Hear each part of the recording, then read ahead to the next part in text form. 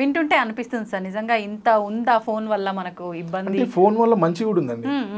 Phone వల్ల మంచి కూడా ఉంది. మనం ఇక్కడ 6గురం ఆకలితో ఉన్నాం అంటే అన్నం కూడా ఫోన్ ఇక్కడికే తెచ్చిస్తే మనకి. ఇన్ కేస్ మన అమ్మో నాన్నో ఎవరైనా ఎక్కడో దూరంగా ఉన్నారు అంటే కూడా వాళ్ళని ఇమీడియట్గా మన దగ్గర తీసుకురావడం కూడా ఫోన్ మనకు ఉపయోగపడుతుంది.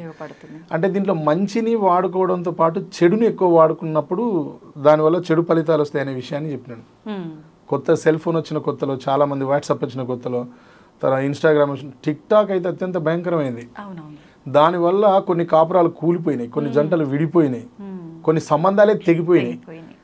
అసలు భార్యాభర్తల మధ్య ఎన్ని తగాదాలు వచ్చినాయో అది ఉన్నంతసేపు, టిక్ టాక్ ఉన్నంతసేపు నా మనసులో రోజు ప్రామిస్ దాన్ని తిట్టుకున్నట్టు ఈ భూమి మీద ఎవరిని తిట్టలేదు ఇప్పుడు.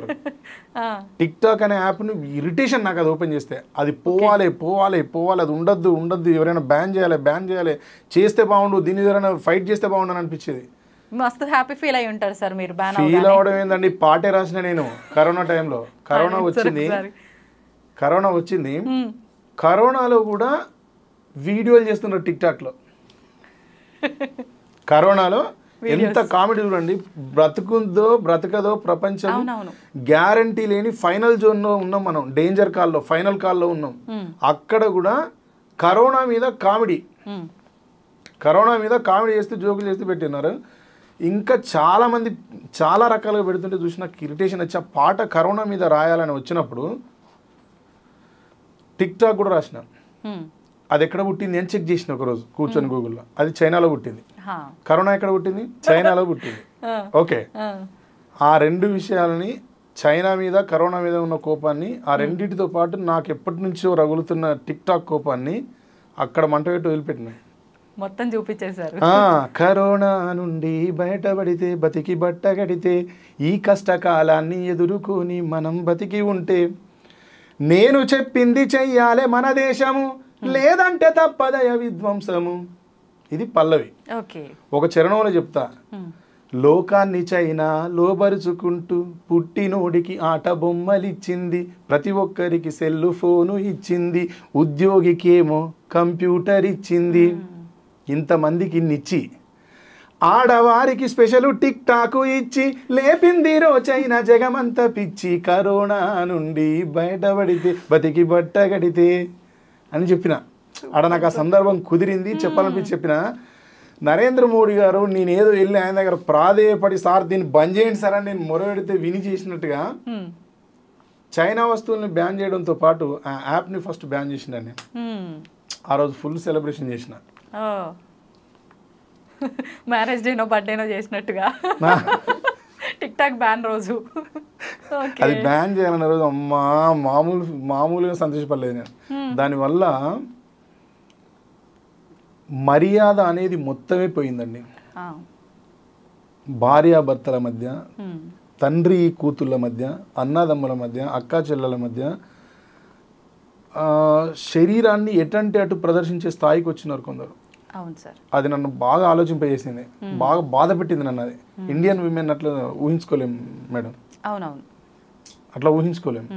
అది ఎందుకో నాకు అది బాగా నన్ను బాధించింది. కానీ దానికి ఫుల్ స్టాప్ వచ్చింది. అట్లా నాకు కొన్ని ఉన్నాయట్లో ఏదో అప్పుడు తోచినట్లు రాసిన. నిజంగా సూపర్ సార్. ఆ టైంలో కూడా మీరు దానికి చెలించి అట్లా రాయటం అనేది నిజంగా గ్రేట్. దాంట్లో చాలా విషయాలు ప్రస్తావించిన పాటలో. వినాశనాలన్నీ మేడ్ ఇన్ చైనా, చైనాకు రెండవ పేరే కరోనా, కరోనా నుండి బయటపడితే అని. ఈ అట్మాస్ఫియర్ మొత్తం రాసిన దాంట్లో. వేసేటి స్విచ్, వెలిగేటి లైటు, తిరిగేటి ఫ్యాను, ఒరిగేటి సోఫా, చూస్తున్న టీవీ, కూర్చున్న మంచం, తింటున్న కంచం, ఇల్లంతా వ్యాపించి ఉన్నది చైనా, సిగ్గుంటే కొనవద్దు ఇక మీదటైనా. వార్నింగ్ ఇచ్చిర్రు అందరికి ఒక రకంగా. వార్నింగ్ నేను కాదండి, కవి. కవికి ఒక్కొక్కసారి కవి లోపల ధిక్కార స్వరం అనేది ఉంటుంది. వాడిని సమాజం గౌరవిస్తుందండి. సురేందర్ని కాదు, సురేందర్ చెప్పలేదు అది. నా లోపల ఉన్న కవి ఈ సమాజంతో 20 సంవత్సరాలుగా సంబంధం కలిగి ఉన్న కవి చెప్పిండు. సురేందర్ మాట్లాడితే ఎవరు తీసుకోరు మేడం దాన్ని. ఇప్పుడు తీసుకుంటారు సార్, ఎందుకు తీసుకోరు? ఎప్పుడైనా కవి ఐడెంటిటీ రాక ముందు వరకే కదా సార్ అదంతా. లేదండి, అట్లుండదు. నేను అన్పార్లమెంటరీ మాట్లాడితే ఇప్పుడు ఎవరు తట్టుకోరు, ఇమీడియట్గా స్టార్ట్ చేస్తారు.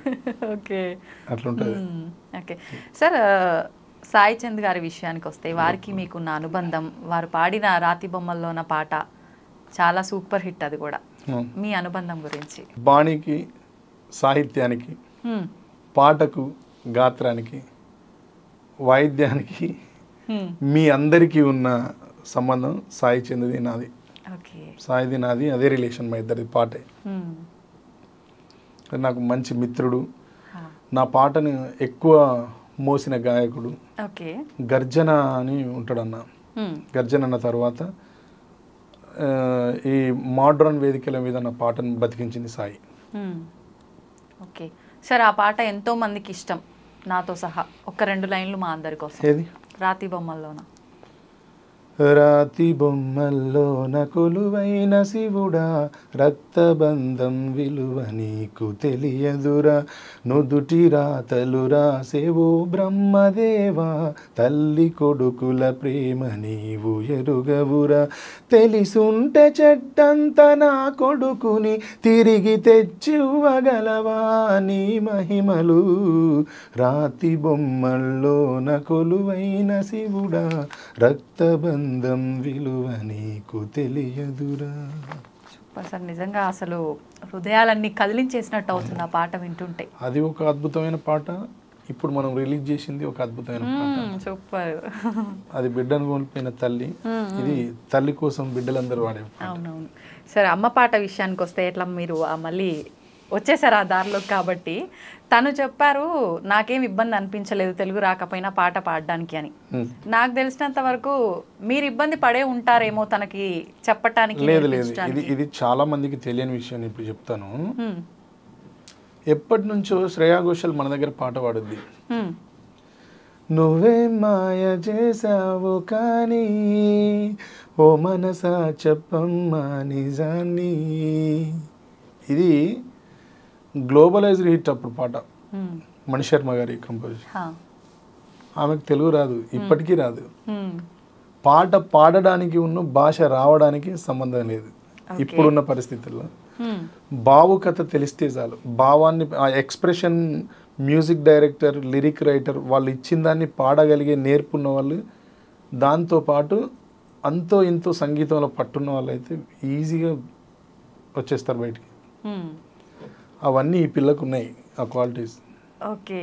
ఏకసంతాగ్రహి. మనం ఒక ట్యూన్ చెప్పినాం అంటే మళ్ళీ 2-3 డేస్ తర్వాత అడిగిన కూడా పాడుతుంది. మనం 10 డేస్ తర్వాత గుర్తు చేసిన మళ్ళీ పాడుతుంది. చాలా మనం ఏదైనా ట్యూన్ ఇస్తే విని తొందరగా ఇన్స్పైర్ అవుతుంది, తొందరగా వెతుక్కుంటుంది, పట్టుకుంటుంది. దాంట్లో మనం ఏం చెప్పినాం, మనం ఏం సంగతులు ఎక్కడెక్కడ ఉన్నాయి పట్టుకుంటుంది. ఇంకా వీలైతే అమ్మ పాటలో 2-3 చోట్ల మార్పులు కూడా చేసి పాడింది ఈమె. నేను ఇచ్చిన ట్యూన్ని ఇంప్రూవైజ్ చేసి పాడింది. ఇంప్రెషన్, మంచి ఇంప్రెషన్స్ పాడింది. సూపర్, నిజంగా. నేను అది ఎక్స్పెక్ట్ చేయలేదు. అట్లా అప్పుడు ఈమెకు సంగీత జ్ఞానం ఉంది కాబట్టి ఈమె కూడా ఎమోషనల్ బాగా, కాబట్టి పాటని పట్టుకోగలుగుతుంది. ఈ క్వాలిటీలు ఉన్న వాళ్ళు పైకి వస్తారండి. నేను కాకుండా ఈ అమ్మాయిని ఇంకెవ్వరు పరిచయం చేసినా ఈమె డెఫినెట్గా పైకి వచ్చేదే. ఓకే, క్రెడిట్స్ మీరు తీసుకోవట్లే? లేదు మేడం, లేదు. నేచర్ ఎవరిని ఎక్కడెక్కడో డిసైడ్ చేస్తాయి. నా పాట, నేను రాసిన పాట రాతి బొమ్మలో కొలువైన శివుడా, వాడు మా సాయి దాన్ని అద్భుతంగా పట్టుకొని తిరిగేది. వాడు ఆ పాట కోసమే వేదికకు పోయేది. ఒక్కొక్కరికి ఒక్కొక్కటి లైఫ్ ఇస్తుంది. వాడికి పేరు వచ్చింది, నాకు పేరు వచ్చింది కదా. ఎవరి లైఫ్ వాళ్ళది, మళ్ళీ వాడి లైఫ్ వాందే, నా లైఫ్ నాదే. లిరిక్ రైటర్గా నాకు నేను, వాడు పబ్లిక్ పర్ఫార్మర్గా వాడు తిరుగుతూనే ఉండేది. ఎవరి లైఫ్ ఏం డ్యామేజ్ కాలేదు. అట్లా ఎవరు కష్టపడితే వాళ్ళకి పేరు వస్తుంది. కాకపోతే ఒకరికి పేరు రావడంలో ఒకరి పాత్ర కొంత ఉంటుంది, ఇంకొకరి పాత్ర, ఒకరి దాంట్లో ఒకరి పాత్ర ఉంటుంది. దాన్ని ఫస్ట్ తెలుసుకోగలగాలి మనం ఇక్కడ ఎంతవరకు, ఈ అమ్మాయి సక్సెస్లో నా ఎంతవరకు ఉంది, ఈ అమ్మాయి కాకుండా వేరే అమ్మాయితో నడిస్తే ఫ్లాప్ అయ్యేదేమో, పోయేదేమో. కానీ నేను విన్నంత వరకు ఈ అమ్మాయి కరెక్ట్ కాదు ఈ పాటకు అనుకున్నారు, వద్దు అని కూడా అనుకున్నాం. అది నేను చెప్తున్నా కదా, చాలా అనుకున్నాం. ఈ పాట వద్దు, ఇంకో ప్రాజెక్ట్ చేద్దాం, వేరే ఏదైనా పాట చేద్దాం, ఈ పాట ప్లేస్లో ఇంకో 2-3 పాటలు అనుకున్నాం. కానీ మాకు చేరాల నారాయణ గారు అని ఉంటారు, కలయిక ఫౌండేషన్ చైర్మన్ గారు, నాకు అన్నిటికీ సపోర్ట్ చేస్తుంటారు. ఏదైనా ప్రాజెక్టులు చేస్తున్నప్పుడు ఏదైనా అవసరం పడితే. అట్లా నేను సార్ నుండి అడిగితే, ఎందుకే అమ్మాయి నన్ను సార్లు పిలిపించి పాడించినావు కదా, పాపం వచ్చింది, ఎందుకు వదిలే, ఈ పాట కాకపోతే ఇంకో పాట చేద్దాం, వదిలే రిలీజ్ చేసి చూడు ఏమైద్దని అన్నాడు. అట్లా ఆయన మాటని గౌరవించి మేము కూడా ఇంత కష్టపడ్డది కదా నిజంగా ఎన్నిసార్లు వచ్చింది అంటే మేము పిలిచిన ప్రతిసారి వచ్చింది. ఒకసారి వచ్చిన తర్వాత మేము రికార్డు కూడా చేయలేకపోయినాం. పాపం మళ్ళీ తిరిగి వెళ్ళిపోయింది. పంపిస్తే టైం అనుకూలించలేదు, రికార్డింగ్ థియేటర్ దొరకలేదు, అప్పుడు వెళ్ళిపోయింది. అవన్నీ మళ్ళీ ఒకసారి రీకాల్ చేసుకొని వదిలేమా పోని వస్తే రాని అని వదిలిపెట్టినాం. అది ఇట్లా 30 లక్షల దాకా పోయింది. సూపర్ నిజంగా.